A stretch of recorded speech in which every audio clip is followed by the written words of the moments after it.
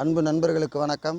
Labour படை இயக்குனர் சத்யபதி. புஷ்பா 2 அல்லு அர்ஜுன், பகத் பாசில், ராஷ்மிகா இவங்க நடிப்பில், சுகுமார் டைரக்ஷனில், டிஎஸ்பி மியூசிக்கில் எதிர்பார்ப்புகள் நிறைந்த விமர்சனங்களோடும் ஆர்ப்பாட்டங்களோடும் வந்திருக்கிற புஷ்பா 2 பேன் இண்டியா படமாக தமிழில் இன்றைக்கி ரிலீஸ் ஆகிருக்கு.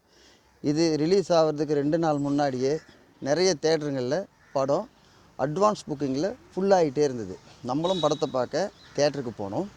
இந்த படத்தோட லென்த்து ஒரு மிகப்பெரிய பலவீனமாக இருக்குன்னு தான் நம்ம போய் உக்காந்தோம். ஆனால் 3.5 மணி நேரம் இந்த படத்தோட திரைக்கதை எந்த இடத்துலையுமே சோட போகலை.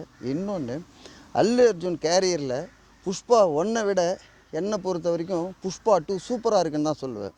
இதில் நீங்கள் யூகிக்க முடியாத திரைக்கதை ட்விஸ்ட்டு. ஏன்னா சில ஆக்ஷன் பிளாக்கில் படங்களை இது இப்படி தான் இருக்கும், அப்படி தான் இருக்கும், சீன்ஸில் கொஞ்சம் யோசிக்க டைம் இருக்கும். இதில் நீங்கள் ஏதாவது யோசிச்சிங்கன்னா அடுத்த சீன் நீங்கள் யோசித்ததை விட வித்தியாசமாக என்டர்டைன்மெண்ட்டாக வந்திருக்கும். ரெண்டாவது, பெட்ரூம் ரொமான்ஸ். அதெல்லாம் ஒரு பெரிய ஹீரோ இந்த மாதிரியான ஒரு விஷயத்தெல்லாம் ஒத்துக்குன்னு ஸ்க்ரீன் பிளேயில் சின்ன சின்ன விஷயத்தை நம்பி பெரிய லெவல் படத்தில் சின்ன சின்ன விஷயங்களுக்கு டெவலப் பண்ணியிருக்காரு. இயக்குனர் மிக சாதாரணமான ஆளுமையில் இந்த கதையை பண்ணலை, துணிச்சலான பண்ணியிருக்காரு. ஃபஸ்ட்டு ஒரு 8-10 நிமிஷம் ஹார்பரில் ஃபைட் இருக்கும். நம்ம நிறைய படங்கள் ஃபைட் பார்த்துருக்கோம், பீட்டர் ஹென்றி அவருடைய கம்போஸ்லாம்.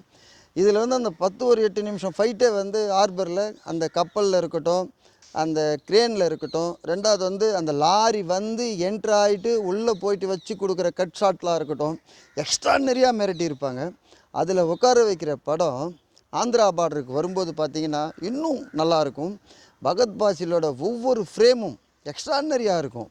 இந்த கதை பகத் பாசில் நடிச்சிருந்தாலும் நல்லா போயிருக்கும், அல்லு அர்ஜுனன் நடிச்சிருந்தாலும் நல்லா போயிருக்குன்றதை விட எந்த ஹீரோக்கள் பெரிய ஹீரோக்கள் பண்ணியிருந்தால் கூட இந்த கதை அருமையாக போயிருக்கும். அதுக்குண்டான கதையை சுகுமார் ரொம்ப அழகாக பண்ணியிருந்தார் இயக்குனர்.